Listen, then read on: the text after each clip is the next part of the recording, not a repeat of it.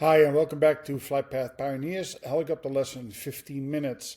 We're going to break apart advanced aerodynamics into two segments, one hovering, and the second portion will be forward flight.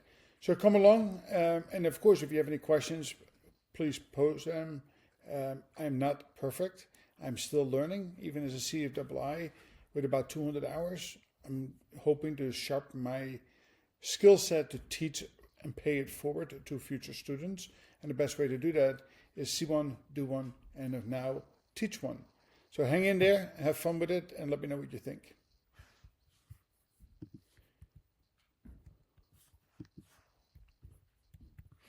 So hovering, the magic of helicopters. And that really sets us apart from all other aircraft, although of course now you have drones, which are very similar to helicopter flight itself, and they're prototypes that people can sit in. Although I'm not quite ready for that myself, and I hope that we can hang on to the helicopter for much longer, because I guess that's what we're all here for. But the first question people often ask is when they find out that you fly a helicopter is how difficult it is to hover. And one thing that I learned early on, and I made a promise to myself when I came into the training program, and I told my instructor and the owner, I said, listen, I'm really interested in this.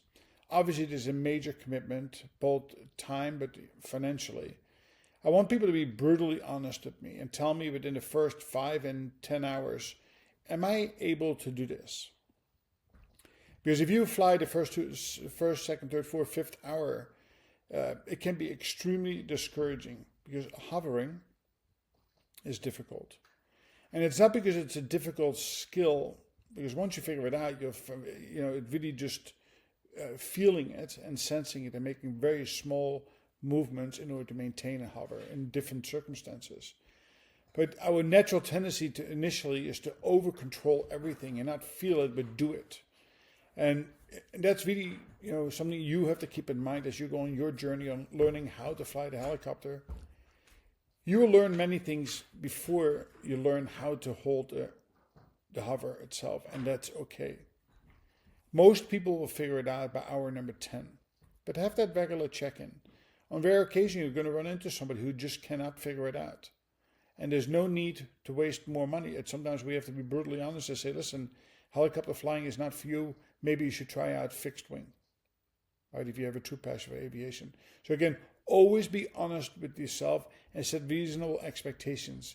Flying a helicopter, straight and level, making turns left, right, going up and down. Again, it takes time to get really great at it. But to do it is not that difficult. Hovering is. So give yourself a little bit of a break and a reasonable amount of time to figure this out. So as we talked about that in components and flight characteristics, we have 4 forces on our aircraft at all times. Right? We have lift, we have weight or gravity, we have thrust, and we have drag. To hover above the ground, right, in ground effect or out of ground effect, we'll talk more about that later, you have to equal all of these forces in order to be truly still. Right, so your lift and weight have to be equal to stay at a stationary spot. Your thrust and drag has to be equal in order to not drift forward or backwards. Now, if that is in a perfect environment, that's pretty easy to do. But even on most days, you'll have a light wind of 3 to 5 knots. You have to take that into account as you stay over a single spot. You have to make adjustments. So when you see a helicopter flying onto a moving boat that might be going at 20 knots, just think about it. In order to hover over that helipad before they set down, that aircraft also has to be moving at 20 knots in the same direction of the ship. Right? So as long as you can level these forces out, you can hover over a spot. Right? So again, it sounds very difficult. Over time, it will become more natural for you to do that. So let's go back to the basic principles and take a little deeper dive into it this time on how does the helicopter operate, right? So what are the forces involved? Now we know that here's a top-down view of the helicopter to the to the right side of us, and we're using a two-bladed system, again the R22, the 44, which we are most common with. In the US, we have counterclockwise spinning rotor system. If you go to Europe, it is the other way around, right? They have clockwise. So for us, it is counterclockwise, to keep that in mind. So by having a counterclockwise, we have to take Newton's third law into account, that anything that spins has an equal and opposite reaction. So as the blade spin to the counterclockwise left, the nose of the aircraft wants to spin the opposite direction to the right.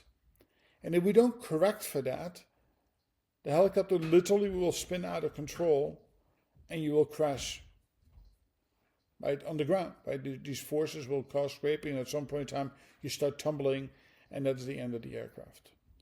So we have to stop that, and that's precisely the reason why we have a tail rotor. Now think about that for a second. If you go online and you look at some of these more advanced helicopters that have two rotor systems working at the same time, but no tail rotor, well, that's simply because they have one blade is clockwise, the other one goes counterclockwise, so that cancels that out, so you don't need that. But again, on the 2244, we have a tail rotor and we have a main rotor. The tail rotor is the anti-torque rotor, right? It's already positioned in a way that as soon as we start the aircraft up, as soon as the main rotor starts spinning, it already produces some counter, right, some anti-torque to prevent the nose from spinning to the right and out of control, right? It needs to be spun that the nose keeps itself aligned. And that's what we have the left pedal for, to maintain that, right? And I mean left pedal, if you sit in the aircraft in pre-flight, or maybe ask somebody else to be in the aircraft and push the left pedal, look what that does to the angle of attack of the tail rotor blade. So you kind of start making sense out of this, right? It's critically important. So the natural tendency is for the nose to spin to the right, and we have to bring it back to the center. And of course, the higher the power settings, the more anti-torque pedal we need. Right? That's part of the reason you will learn over time that as you lift the collective, you tend to need a little bit more left pedal at the same time. And I'm not talking about a lot. I'm talking about fine, small movements. Right? Finding that equilibrium, as we have talked about. So next is we have to think about translating tendency. And why is this important? Because as soon as we want to increase collective, and we are going to be getting ready to lift off to overcome gravity, right? More lift than gravity, still stationary over a spot itself. All of these forces are on the right side of the aircraft itself. So the tendency is to push the aircraft to the right, right? So the blades spin counterclockwise, the ship spins clockwise to the right, and the tail rotor produces anti-torque forces to the right. Therefore, if the torque is going into, if the drift is going to the right itself, right? These are forces that are pushing you. Now, these are not great forces, but they have to be taken into consideration, especially if you lift off and there's something to the right of you. We have to correct for that. So the three ways of doing that is A, we can have a manual input, right? We can use the cyclic as soon as we start creating lift, we're getting light on the skids, that we have to push it slightly to the left in order to be able to offset that right translating tendency. Also, the main rotor mast has been rigged ever so slightly, a tiny little bit towards the left, that as soon as we start creating lift, right, off the ground itself, that we don't drift strongly to the right. And then, of course, the flight controls are slightly rigged as well, that when the cyclic is centered, the rotor disc is tilted slightly opposite the tail rotor thrust. And we talked about that previously. Take a look at it when you're on the ground in your pre-flight. You can see this ever so slightly, right? We only talk about 1 or 2 degree differences, but all of these is to help you prevent from drifting to the right itself. So the last thing on this portion is, and we'll go to a part 2 of hovering, is the left skid low. So again, if you are watching helicopters take off, you have a tendency to pick up the right side first and then the left side second, and when they come in, the direct opposite of that, right? So and this is something that is, that happens because of the design, because the position of the tail rotor and the main rotor, right? These are coupling forces, as we call that. And it is accentuated when you have weight on the left seat as well. So if you have a heavier person on the left side and the right side, and of course, depending on how much fuel you carry with you, all of these things can make it a little bit worse. But again, we have to take that into account. Right? We have to know that before we start taking off. So again, you have the right tendency, and the right skid picking up, and left skid later on. So again, sometimes when you take off, when you come up, you feel that little wobble, right? So you know that, you can anticipate that. Of course, when you come in for a landing, another lesson, especially on uneven ground, this becomes even more important. All right, I'm going to stop the lesson here, and there will be a part 2 of hovering flight itself, and see you at the second portion.